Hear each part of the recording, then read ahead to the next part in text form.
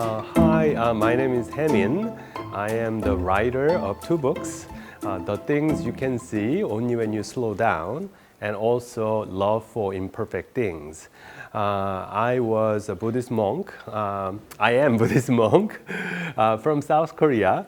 I was ordained about 20 years ago, and then I became a professor, teacher in the United States for about 7 years.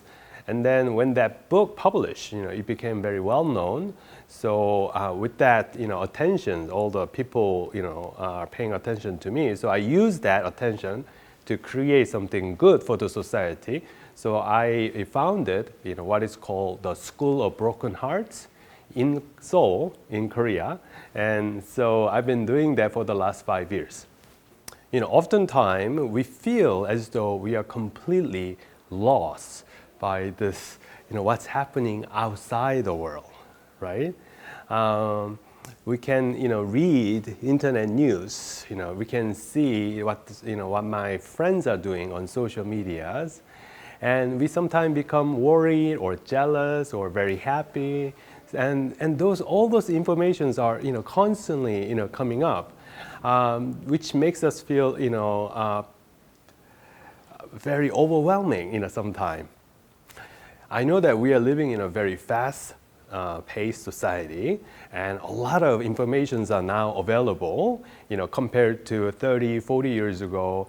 If you just Google something and then all the new informations, all the news about the world, you can get it.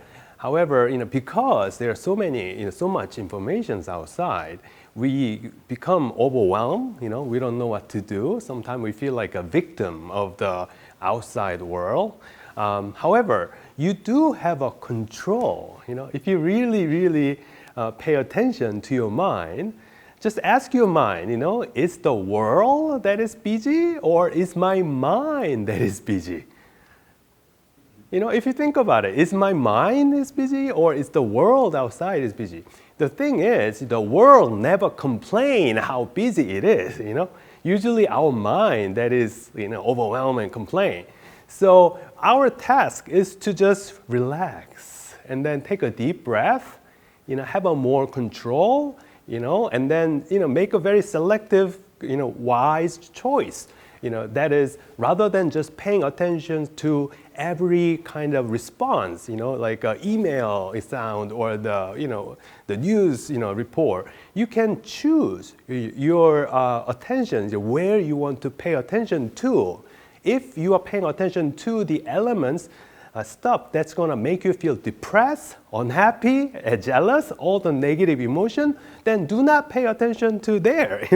Pay attention to the places that will make you feel connected, make you feel motivated, make you feel loved. That's where you want to pay attention to. I think once we have, even if we have a very superficial understanding, this can lead to something, much deeper, understanding. It has to start from somewhere. So I think, spread of mindfulness practice, people getting to know about what it is, I think it's a very good thing. Especially in the West, they just took away all those religious elements and tried to apply directly to their daily life. So, in my opinion, this approach is far better than having to learn all the rituals, memorize all the difficult Buddhist texts. So I think this new wave of mindfulness, interested in mindfulness, will actually help people to become much more self-aware and feel less stress, be able to sleep better. I think all of this is very good. When we become mindful of something, our mind has to be empty of my thoughts. If I have a lot of thoughts, then we cannot be mindful of what is happening, Like, for example, if I have a lot of thoughts in my head, I cannot listen to the sound of beautiful song that is playing, right? So when you become very mindful, it means that your mind is serene. It does not have its own content of its own. and yet it is alert. You are paying attention. This mind of empty awareness. This is going to allow you to really understand whatever the problem you see, and thereby you'll be able to understand. Because when we approach something with this mind of I don't know yet, but I want to know, then understanding arises out of this empty awareness. And similarly, if you want to have a creative thoughts, you have to meet the silence, this empty awareness. In other words, there is a silence of your heart, so that when you are going to sleep, you have a lot of problems you need to solve or a creative idea you want to develop. But after having met this silence in your unconsciousness, then when you wake up and you're energized, and all of a sudden you have a creative ideas. So having this kind of a time for you to come back to your breath and become friends with your silence, friends with your own awareness, this can actually open many wonderful doors. If you want to start meditations, like one of the easiest things you can do is just become aware of your own breath.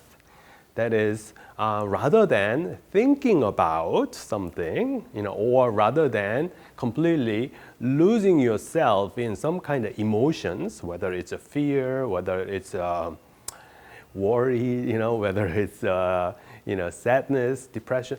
So rather than being in that state, you simply become aware of your own sensation, especially sensation around your breath. As you become aware of your breath, what happens is your mind returns to the present moment, because the breath is happening right here, right now. You are breathing right now, right?